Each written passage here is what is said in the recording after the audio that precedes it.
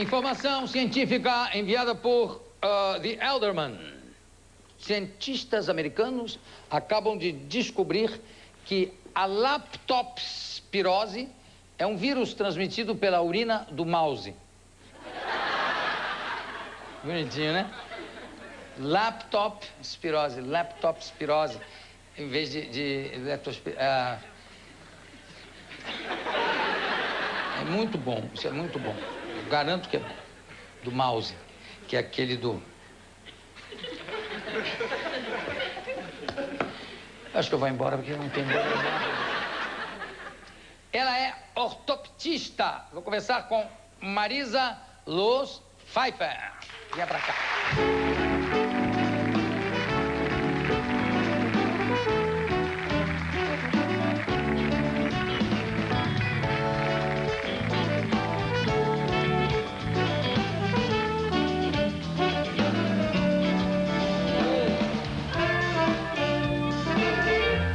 O que faz a ortoptista? Bom, a ortoptista, ela vai trabalhar com a binocularidade do paciente, do indivíduo. Com a quê? Com a... Binocularidade. O que é a binocularidade? É muito simples. Você imagina se nós tivéssemos um olho só. Tivesse um olho só. Um olho só. Você vê ou não vê com ele. Como nós temos dois, eles têm que trabalhar em harmonia. Essa harmonia não é tão simples assim. Então, você tem os músculos que estão atuando com esses olhos para fazer os movimentos, olhar para cima, olhar para baixo, olhar para os lados. E os músculos têm que estar harmonizados fazendo esses movimentos. Então, o que o ortoptista vai fazer? Ele vai trabalhar com essa harmonia. Mas, por exemplo, tem no reino animal, tem alguns peixes, por exemplo, e alguns lagartos que têm dois olhos absolutamente independentes. Isso dá uma inveja, não dá, não? Um olho está olhando para cá, o outro está lá e vai para cima. Pois é, mas nós não conseguimos, né? Então, não. Eles têm que ter uma harmonia. E quando acontece isso conosco, de um estar olhando para um lado que não é o que deve, vai acontecer as alterações. Por exemplo, no estrabismo, vai acontecer justamente isso. Essa desarmonia acontece e quando isso acontece, o indivíduo não vai conseguir ver uma imagem só. Ele vai ver em duplicata. O cérebro, ele se encarrega de anular, porque o cérebro ele trabalha também com essa harmonia, para ele poder ter uma qualidade boa. Justamente. Né? Ele tem que estar trabalhando sensorialmente, tendo essa informação e ter uma imagem única. Você sabe que uma vez eu vi na Avenida Atlântica um casal se namorando num banco, ali na calçada, né? E, de repente, ela deu um chupão no olho do rapaz e o olho saiu fora. Você já viu acontecer isso? Já viu acontecer? Não, nunca vi. Nem ele segurou assim com a mão. Ele ficou segurando assim e aquele olho na mão dele olhando para lá, para cá. Aí teve que empurrar ele gritava. Veio a ambulância, enfiou o olho. Que coisa aflitiva isso. Eu nunca vi. Nem com chupão, nem na parte clínica, isso a gente não trabalha. As duas coisas mais impressionantes de olho que eu vi foi isso e um sujeito também, um mendigo, que tinha um olho que era uma coisa desse tamanho, era uma coisa brutal. Aí são alterações, são patologias mesmo, terrível. Né? Mas aí o ortoptista, ele não trabalha com essa parte... É o fisioterapeuta, né, do olho. Na verdade, o que até essa nomenclatura de fisioterapia dos olhos não é bem adequada. O fisioterapeuta é fisioterapeuta. Não, é só pra gente ter uma ideia do trabalho. É um terapeuta, né? Ele vai trabalhar com essa terapia, com essa importância, com a binocularidade.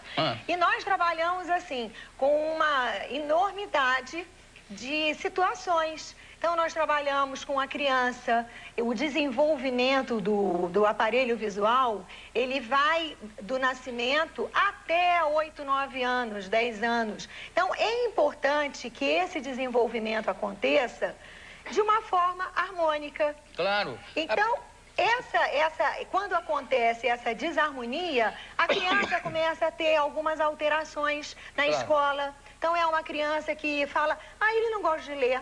Ele não gosta, toda vez que ele começa a ler, ele começa a ter sono. Ou é aquela criança que tem dor de cabeça quando vai ao colégio. Em casa está feliz, brincando, mas na hora que vai para o colégio, volta com dor de cabeça, tem que buscar. Ele tem dor de cabeça justamente pelo esforço que ele está tendo. Você trouxe os aparelhos aqui para a gente ver no carrinho? Trouxe vários aparelhos. Então vamos lá, vamos demonstrar. Aparelhos. Põe aqui na frente da dona Marisa, por favor, Alex. Bom, eu tenho aqui vários aparelhos. Vai ajudando, fica aí do lado. Eu tenho vários aparelhos porque nós vamos trabalhar no diagnóstico, né, dessa disfunção, desses transtornos da binocularidade, e nós temos que avaliar através de várias práticas que nós temos. Então, a binocularidade é o mais importante para você ter a visão de profundidade. Certo. Se eu não tenho essa binocularidade desenvolvida, eu vou ter essa dificuldade de profundidade de estereopsia e nós precisamos medir isso. Então, Alex, pega o aparelho que está embaixo, põe em cima, aí você pode ir, tá? Tá. Obrigado, Alex. Faz um espacinho aí, pronto. Então, nós vamos primeiro fazer uma avaliação com esse paciente. Esses pacientes, eles chegam para nós sempre encaminhados por um oftalmologista, porque primeiro precisa ver se há alguma alteração refracional, se precisa usar o óculos. Então, primeiro essa avaliação é feita, né? Porque você pode ter, o olho é complexo demais, né? Você tem vários distúrbios. Se a gente for falar aqui sobre tudo que nós fazemos, nós vamos passar a noite inteira conversando. Então, vamos demonstrar um pouco. Então, mostra pra gente. O que acontece? Eu tenho aqui duas imagens, e essas imagens, elas precisam se formar uma só. Certo. Quando eu coloco a pontinha do meu nariz encostada aqui, e eu vou ver essas duas imagens, eu vou trabalhar de forma a convergir o meu olho, que essa figura que está separada, ela fique uma só. Justamente. Quando você tem um paciente ou alguém que tem um transtorno nessa dificuldade de binocularidade, quando ele vai ler, ele começa a cansar. Ele começa a ter a troca de linha. Então, é como se você estivesse fazendo um esforço muito maior do que você precisa. E aqueles óculos ali, para que serve? Esse óculos é para avaliar a visão de estereopsia, né? Então, você tem um óculos, que aqui você tem esse chama-se Titmus, esse aparelho, e você vai avaliar qual é o grau de estereopsia do paciente. Ou seja, isso aí é uma imagem em terceira dimensão. Quer dizer, quem não tem binocularidade não percebe a terceira dimensão. Lembra que teve uma época que tinham aquelas figuras do olho mágico, que as pessoas tinham as figuras que eram todas pigmentadas e você forçava a ver. Então, isso todo mundo tentava fazer. Se você tivesse alteração de binocularidade, você não conseguia de jeito nenhum. E aquele ali que tem as letrinhas de oftalmologista? Então, isso daqui é uma tabela de acuidade visual, né? Nós temos aqui essa régua, é uma régua que você vai medir a quantidade de convergência da pessoa, porque em alguns momentos o paciente, quando ele vem, você traz um estímulo para que ele olhe. E ele vai aproximando esse estímulo. Quando chega a um ponto que esse esforço de convergência é muito grande para ele, o que acontece? A imagem separa. Então, ele vê duplo, faz uma diplopia. Para a leitura, isso é péssimo, porque ele tem que ficar toda hora forçando para poder ter esse movimento de convergência. Então, ele tem as trocas de linha, tem que botar o dedo, acompanha com régua e começa a interferir na vida dele, profissional, né? Agora, quanto tempo dura, por exemplo, uma correção dessas? Quanto tempo de exercício? De exercício? Normalmente. É claro que a resposta varia. Não, evidente, não. Mas normalmente, em 10 sessões de exercícios ortópticos, você já apresenta, assim, o paciente já começa a ter uma melhora muito grande. Ele começa a sentir que o dia dele rende mais. Isso com 10 sessões? Com umas 10 sessões. E essa lanterna é usada em que momento? Essa lanterna também é uma lanterna que você vai avaliar como é que está essa integridade. O olho direito está vendo com filtro vermelho, o olho esquerdo está vendo com filtro verde. Quando você acende a lanterna e pede para o paciente perceber as 4 bolinhas, ele tem que estar vendo as 2 vermelhas e as 2 verdes, ou uma vermelha e 3 verdes. Essa verde que troca, essa branquinha aqui, esse filtro neutro, que troca para ou vermelho ou verde, vai depender, muitas vezes, da dominância ocular. Então, sim, como isso ele existe sempre, justamente. né? Então, nós fazemos assim, por exemplo, quando você quer ver a dominância ocular, que você tem a mão, tem o pé dominante, mas às vezes você não tem a dominância ocular É verdade. igual a da sua mão e do seu pé. Então, você vai primeiro fazer uma avaliação para ver essa dominância ocular. O que a gente pede? Para o paciente olhar pelo buraquinho, que faz como se fosse um buraco estenopeico, ver um ponto de fixação. Depois que ele fixou, ele vai trazendo até que ele escolha.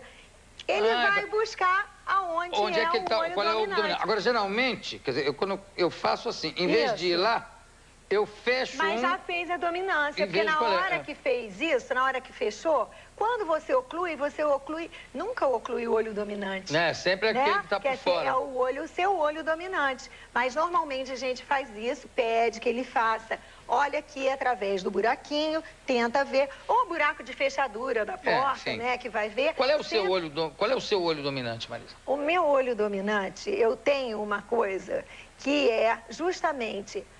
Eu tenho mão direita e olho esquerdo.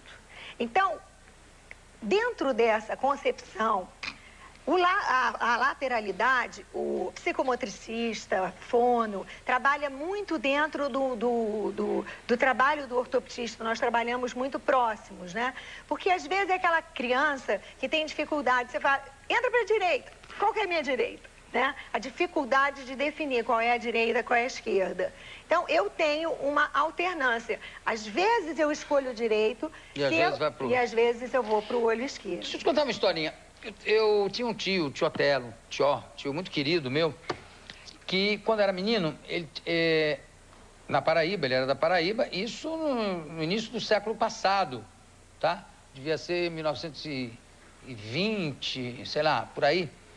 E morava na Paraíba, na capital, mas era a Paraíba, naquela época, né, tinham pouquíssimos recursos médicos, né? Era muito longe da capital. E ele era estrábico, mas ele era completamente estrábico. Inclusive, eu vi fotos dele com estrabismo, assim, super acentuado. Ele devia ter uns 5 anos, 6 anos. E aí tinha um médico alemão lá, que não era nem oftalmologista, era um clínico geral, que dizia assim, não, isso nós vamos resolver, isso eu sei como resolver. E ele fez, e eu vi fotografias dele com esse negócio, era coisa disso. Ele fez o seguinte, quer ver? Alex, traz aqui. Eu até mandei fazer um, que é o seguinte. Ele fez um bonezinho, um cone desses, para fixar, com uma bolinha na frente, e o menino era obrigado... Tá reto para frente essa... Tá reto. Hein? Tá reto. Não, eu digo a vareta. Tá bem para frente? Tá bem para frente. Tá? Tá. Ele era obrigado a andar o tempo todo com essa bolinha aqui na frente. Qualquer coisa... Aí ele era obrigado, sem querer, né? Uma coisa que virou uma segunda natureza, a estar sempre com os olhos acompanhando a bolinha. Alex, não estava bem na frente, não, Alex. Agora sim, ficou pro outro lado, tá ótimo. Então, ele era obrigado a andar assim, ia pro colégio assim, os outros meninos morriam de rir e tudo. Eu sei o seguinte, que em coisa de 6 meses, 7 meses, curou o estrabismo dele. Como é que é possível uma coisa tão primária chegar... Chega que eu não sou estrábico. Uma coisa tão primária chegar a um resultado tão incrível. Na verdade, isso daí você tem, o estrabismo, ele tem várias formas. Várias formas. Várias formas. Tem uns que não, isso aí não resolveria, jamais vai resolver. Mas a finalidade era justamente de fazer os movimentos, né? Justamente esses movimentos de rotação, esses movimentos onde nós estávamos falando sobre os músculos, né? A intenção era essa, de trabalhar esses músculos. Eu cheguei depois a consultar um grande oftalmologista no Rio de Janeiro e mostrar essa história e contar. Ele falou, não, e o fantástico, além da genialidade do alemão, é que o seu tio teve sorte, porque era um tipo de estrabismo que era corrigível só através de um simples exercício. Justamente, né? Agora, tem alguns estrabismos que eles precisam ser cirúrgicos. Então, o estrabismo, ele tem, né, várias graduações. Várias formas de apresentação. A gente, quando fala de estrabismo, a gente sempre associa ao estrabismo que é convergente. E existem os estrabismos divergentes. Que é aquele de um olho que está brigado com o outro, né? Um olha para lá, que fala que é igual o peixe, né? Tá um no gato, outro... E existem os estrabismos verticais também. Agora, o vertical? Existe. Como é que é? Ele vai estar em vez de um vai para lá e o outro para cá. Justamente. Então, existe, esse é difícil. Né? Então, esses estrabismos, eles existem. E para cada tipo oftalmologista, que na verdade quem trabalha é o estrabólogo, ele vai trabalhar com o quê? Estrabólogo, é quem está trabalhando com o estrabismo. Mas você é estrabóloga também? Não, eu não sou estrabóloga, eu sou ortoptista. Você é estrabóloga também. Tão bonito. Eu sou ortoptista. O estrabólogo, ele vai ver se é um caso cirúrgico, se usando o óculos melhora. Mas você não é estrabóloga, mas você trabalha também com casos de estrabismo, Trabalhamos, nós trabalhamos junto com o oftalmologista, junto com o estrabólogo, acompanhando, porque nós temos, por exemplo, isso daqui, né? Quando você falou do seu tio, que era uma situação desconcertante ele andar com um boné e uma bolinha, existe ainda um tratamento que vem da Grécia, que é o tratamento para a ambliopia, que é a baixa de acuidade visual de um olho, ou até a baixa de acuidade de ambos os olhos, que eles fazem com que a criança que está no desenvolvimento dela, ela precisa ter essa binocularidade, ela precisa ter essa harmonia. Claro. Se um olho, por um estrabismo ou por uma anisometropia, que tem grau num olho e no outro não tem, ele não tem essa binocularidade preservada, perfeita, ele vai chegar na idade de 15, 16 anos, vai servir o exército. Aí quando vai fazer, porque não faz exame oftalmológico, né? Ninguém procura oftalmologista antes. Se não está sentindo nada, não procura. É o perigo do glaucoma, né? Quer dizer, a gente não tem uma medicina preventiva, nós não temos. Então, quando ele chega, ele tem uma baixa de acuidade naquele olho, não tem mais o que fazer. Então, a ambliopia, nós vamos trabalhar com o desenvolvimento daquele olho, que é o olho de baixa de acuidade visual. Como que você vai trabalhar isso? Privando o olho bom, botando o olho que tem a baixa de acuidade para trabalhar. Claro. Então, você vai forçar aquele olho a trabalhar. Tirar a preguiça do outro. Que às vezes a gente até usa, né, incorretamente a preguiça. Nós temos um caso muito interessante, porque falou de olho preguiçoso, mas eu não sou preguiçoso. Não é você, o olho é que é preguiçoso. Então, vai ocluir o olho bom, vai usar o oclusor. Isso aqui coloca no olho. Coloca no olho. Não, no óculos. Não, normalmente se coloca direto. No olho? Às vezes você vai ocluir. Vai ocluir. Então, tem várias... Claro, eu trouxe aqui, porque como isso é uma coisa que incomoda, existem recursos, né? Esse parece uma tatuagem. Coloca esses aqui, porque eles são transparentes, aí parece uma tatuagem. Eu achei esse mais bonitinho. O meu é mais bonito colorido, que o seu. Tem bandeira do Brasil, tem várias coisas, porque você tem que motivar a criança e a família. Assim? Isso mesmo. Isso mesmo. E a criança anda assim, a criança deve adorar isso, né? Porque fica diferente. Claro. Ela vai adorar. Fica diferente dos outros. Ficam querendo usar. Querem usar, né? O colégio todo, eu também quero esse olho dele. O meu é de pirata. Então, tem colorido, né? Tem várias formas que para você estimular a criança a fazer com que ela tenha um trabalho, desenvolver aquele olho que precisa de ter, né? De crescer. Esse trabalho. Bom, eu conversei aqui com a Marisa Loos Pfeiffer, que, aliás, deixa eu tirar esse negócio do olho, que ela é um papo maravilhoso, interessantíssimo. Muito obrigado, Marisa, pela sua presença aqui conosco. Daqui a pouco a gente volta.